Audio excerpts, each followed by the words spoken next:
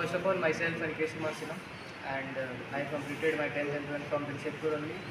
In 10th I secured 94%, and in ये 10th student है, आपका नाम क्या बोला? अनिकेश कुमार। अनिकेत है, एनआईटी में भी पढ़ रहे हैं। एनआईटी में सेकेंड सेम के स्टूडेंट हैं, जो अपना हल्का सा बायोडाटा बताएंगे कि इसने कैसे कंपटीशन की तैयारी की थी और क्या बैकग्राउंड रहा 10th क्लास तक।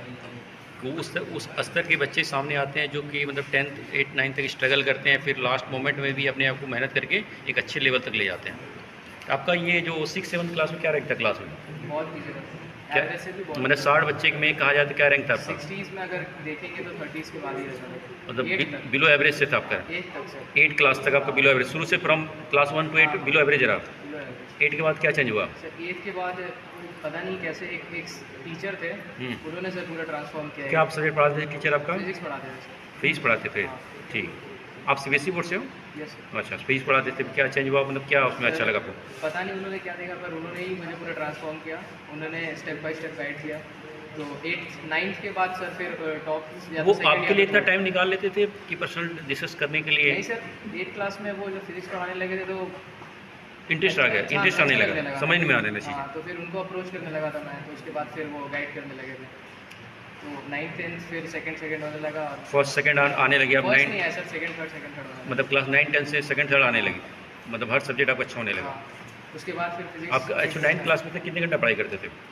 घंटे तो सर नहीं, पर 9th क्लास में सर हमारे स्कूल में होता था कि मानते हैं 5 सेक्शंस हैं, तो उसको ए सेक्शन में सबसे बेटर स्टूडेंट्स रहेंगे, बी में उससे कम और सी में उससे कम, तो उससे जनरली मैं सी में रहा करता था। लेकिन अब ए में आ गए? हाँ, उसके बाद 9th और 10th में अच्छा, मेरा ये सवाल है, जैसे मैथ का, जैसे आप झारखंड बोर्ड से थे, आप मैथ का जो सिलेबस था वही सॉल्व करते थे मैथ का टेक्स्ट बुक की, और अदर बोर्ड वाले भी बुक उठाते थे? मतलब जैसे आप आईसीसी बोर्ड का 9th के बाद सर सिर्फ अपना ही नहीं, दूसरा बोर्ड भी सॉल्व करते थे। मतलब 9th के बाद आईसीसी बोर्ड की मैथ आप सॉल्व करते थे? हाँ। मतलब अपना बोर्ड सॉल्व करते थे, दूसरे बोर्ड का पेपर सॉल्व करते थे, और साइंस वगैरह पढ़ते थे दूसरे बोर्ड का? साइंस दूसरे बोर्ड का नहीं, सिर्फ मैथ्स दूसरे सॉल्व करते थे। दूसरे 3-4 मैथ आप सॉल्व करते थे अपने सिलेबस से हट करके? 3-4 बुक अलग से मैथ सॉल्व करते थे आप 9th क्लास से? फिर 10th में क्या किया आपने? 10th में सर वही बोर्ड ओरिएंटेड होकर पढ़ाई किए थे, क्योंकि सर 8th के नीचे तो कोई सब्जेक्ट नहीं पढ़ते थे, तो बोर्ड में तो इंग्लिश हिंदी सब था, तो सबको मैनेज करना पड़ता था। तो पहले से उतना बेस अच्छा नहीं था, तो उसके लिए और मेहनत करना पड़ रहा था। तो आपने फोकस कर दिया 10th क्लास 100% फोकस कर दिया कि बोर्ड में अच्छा परसेंटेज लाना है। और साइंस वगैरह क्या परसेंटेज रहा आपका 10th में सर 94 रहा था ओवरऑल? मैथ और साइंस कैसा रहा? सर मैथ्स में 97 थे, और एसएसटी में 97 थे, और उसके बाद 95 के बिलो थे साइंस वगैरह। अच्छा, फिर 11th में क्या प्लानिंग किया, कैसे आपने पढ़ाई की स्टार्ट? 11th 12th में सर हमारे टाइम में 10th जैसे ही बोर्ड खत्म हुआ, कोरोना आ गया, फिर ऑनलाइन क्लास होने लगे, तो फिर वही पहले ही वाला आ गया बिहेवियर, लेजीनेस हो गया पूरा। तो 11th 12th बस बोर्ड ओरिएंटेड पढ़ाई हुआ। उसके बाद सर लगा कि जैसे 12th में जो दिए जेई, तो लगा कि पूरा 100% नहीं दिया था अपना, तो सोचे कि ड्रॉप ईयर लेना चाहिए। तो आपको सिलेबस पता था 100% 12th क्लास में? पता था सर, पूरा पढ़ाई नहीं किया था? प्रिपेयर नहीं हुआ था सर, मगर जितना किया तो उससे लगा कि अगर इससे इतना आ जाता है तो आ सकता है, मतलब केपेबल है। कितना रैंक आया था? रैंक मतलब क्या कितना 93% थी सर। मतलब एवरेज प्रिपरेशन से आपने 93% लेते आया था? इसके बाद फिर आपने कोई ऑनलाइन कोचिंग ज्वाइन किया? हाँ, उसके बाद सर ड्रॉप ईयर लिए, PW का एक ऑनलाइन कोर्स लिए, और फिर उसको फॉलो कर लिया, फिर आगे। अच्छा, फिर उसमें क्या ऑनलाइन कोर्स में क्या स्ट्रेटजी रहता है, पढ़ाने क्या स्ट्रेटजी था उसका?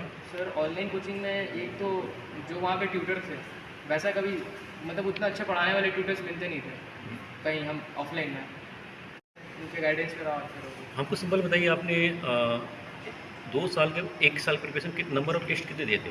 टेस्ट पेपर कितने सॉल्व किए थे? टेस्ट तो हर वीक होते थे। ऑनलाइन हर वीक होते थे? घर में कितने करते थे? घर में सर एक तो खुद से तो नहीं किया, लेकिन लास्ट के जैसे जेई मेंस अब से 10 दिन बाद है, तो सर एक ऐप आता है एनटीए का अभ्यास, तो उसमें सिर्फ क्वेश्चन ही रहते हैं, तो वो हर दिन 10 दिन पूरा वही करते थे। वही लास्ट में सॉल्व किया आपने? डेली प्रैक्टिस सेट कर नहीं किया? डेली एट वंस प्रैक्टिस देना सुबह उठ के, ऐसा नहीं किया आपने? तो आपको क्या लग रहा है कि यदि आईआईटी नहीं जा पाए और एनआईटी में एडमिशन लिया आपने, क्या रीजन रहा, क्या और क्या बेटर करते तो आप वो कंडीशन में पहुँच जाते, एडवांस अच्छा रैंक लाते? सर जो सेकेंड अटेम्प्ट हुआ उसमें परसेंटाइल आई, तो उसके बाद जब एडवांस की तैयारी करने गया तो फिर मतलब आप सीरियसली उसको नहीं लिए? सीरियस नहीं हो पाया सर, सीरियस नहीं हो बस वही पाया। दिक्कत। मतलब आपने जैसे एवरेज तैयारी किया है, मतलब सर मुझको लगा कि कुछ ना कुछ हो ही गया है, तो क्या करें। एनआईटी मिल जाएगा? हाँ। अब मतलब सेटिस्फाइड थे NIT से सब तैयारी नहीं करनी? सर, चाहिए तो था AIT, लेकिन फिर पता नहीं सर लेजीनेस आ गया, अच्छा, प्रिपेयर नहीं था सर। लेजीनेस आ गया नहीं। ठीक है, थैंक यू।